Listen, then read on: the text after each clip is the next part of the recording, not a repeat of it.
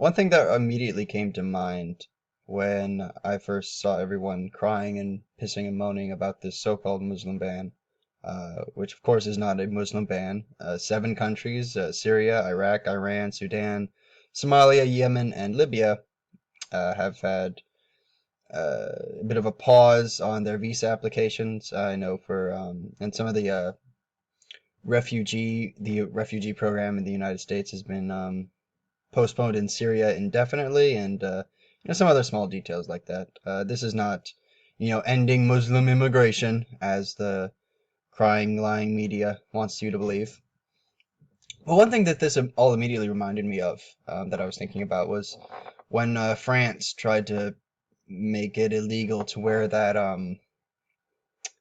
bikini-fied niqab. I don't know. You guys probably remember that, right? I remember all the pissing and moaning and the anger and the resentment and how this was a front to liberalism and how this was a collapse or an abandonment of our core values. And you ask these same people if they find it acceptable to allow more Muslims to immigrate to the Western countries, whether it's France or Britain or Sweden or the United States or Canada or so on and so forth. And they'll all, totally defend the continued immigration of Muslims into the West, regardless of the fact that Islam is one of the most imperialistic political systems in the history of man. It's certainly one of the most successful imperial systems. I'm going to leave a link down below to a video where you can watch the expansion of the world's major religions in sort of a real time, kind of like a montage.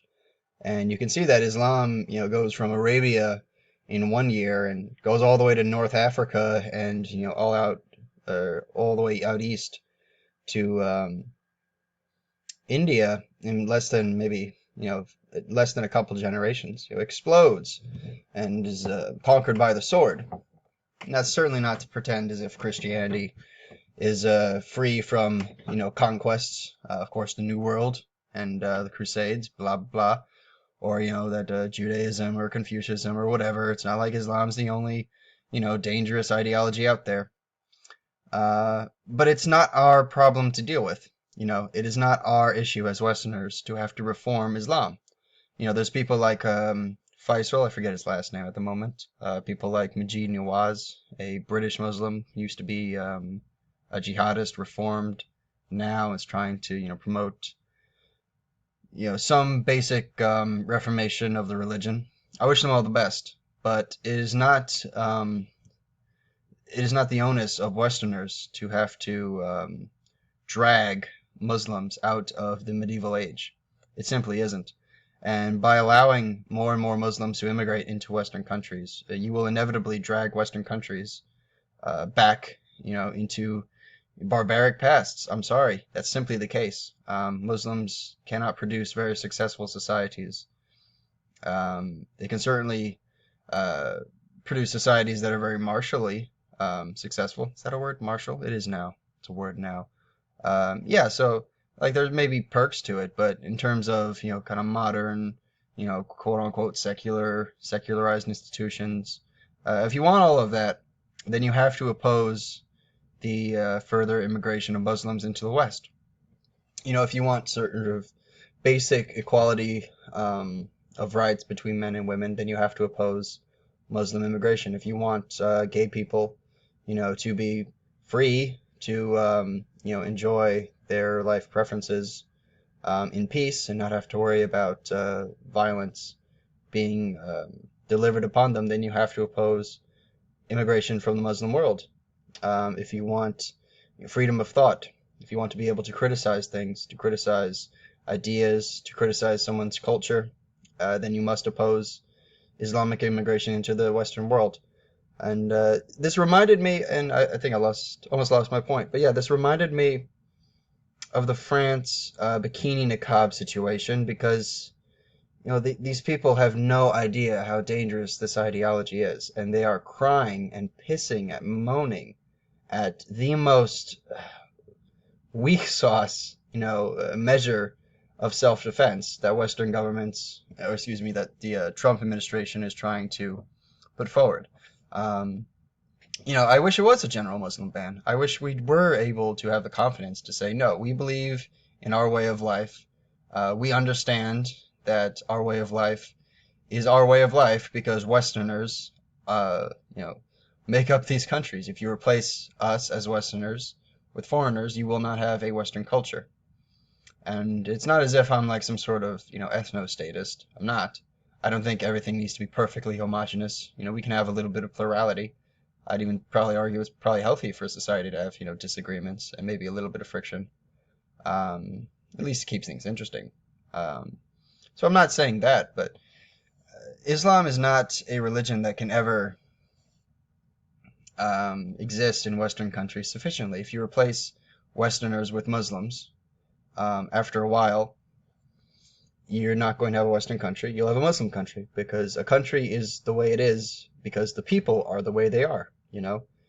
Sweden is not the way it is because has a vague, rectangular shape. It's not magic dirt.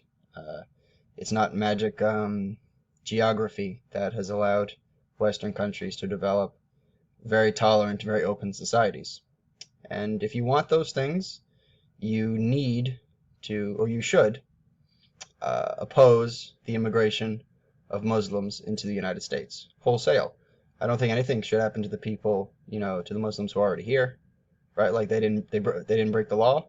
When they came into or specifically the United States, when they came into the United States, they didn't do anything wrong.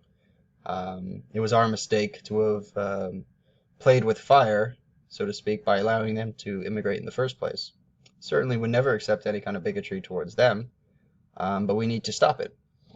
We need to have the confidence to say that Islam is not going to expand into Western countries, which is what's going to happen if you allow more and more Muslim immigration into the West. Because it's not just the fact that you're allowing more of them from the Middle East to come into the country. It's the fact that their birth rates are skyrocketing when compared to the Western birth rate. And since Islam's a political system, or it's a religion and a political system, it's both of these things.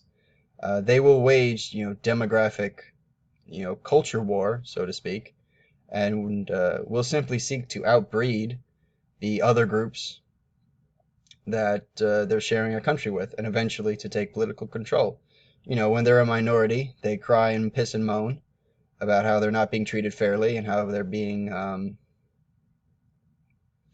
unfairly discriminated against or something because we don't make every facet of our society applicable to their prayer schedule. That's just one little small example. They'll seek to take control of the state, of the government, which of course is just a monopoly. It's a group of individuals who have a monopoly on violence.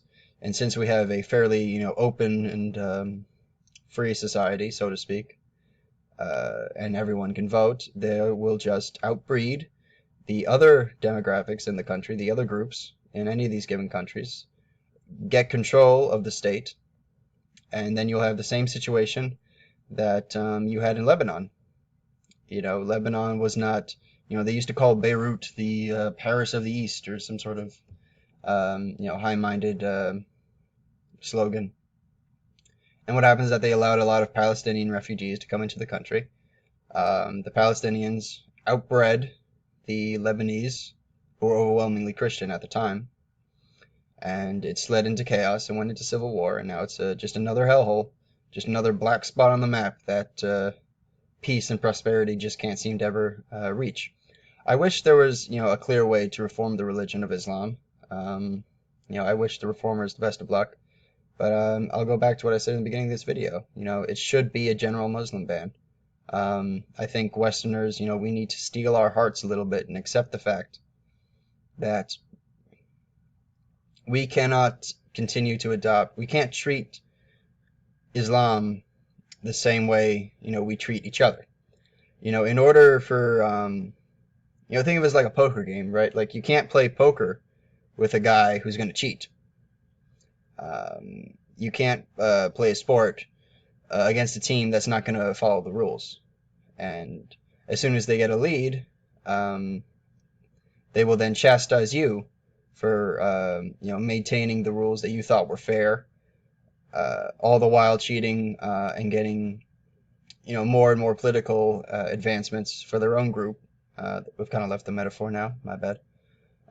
Yeah, I think I'll cut it off here. I don't have a whole lot to say. I mean, I think it's already been well explained that this is not a Muslim ban. Alas, it's not a Muslim ban.